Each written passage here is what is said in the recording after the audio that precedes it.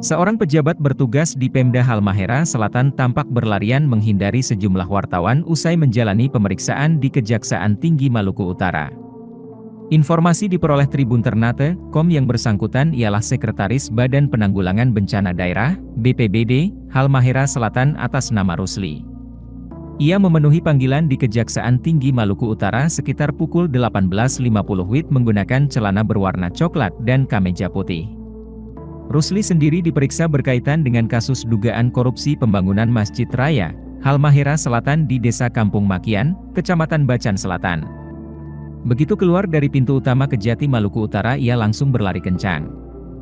Tujuannya untuk menghindari wartawan yang hendak mau menanyakan perihal pemeriksaan tersebut. Sambil berlari, Rusli juga berteriak bahwa ia tidak salah.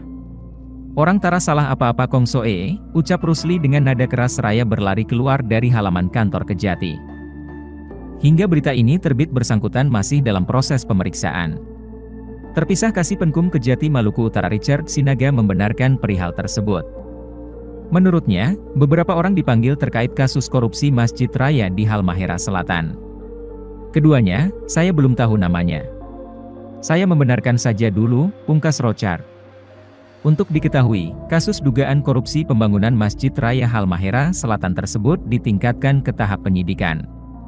Sesuai dengan surat perintah penyidikan yang dikeluarkan oleh Kepala Kejati Maluku Utara bernomor 748-Ki-2-FD-109-2022 tanggal 27 September 2022 tentang dugaan korupsi pekerjaan pembangunan Masjid Raya Halmahera Selatan tahun 2017, 2018 dan 2019.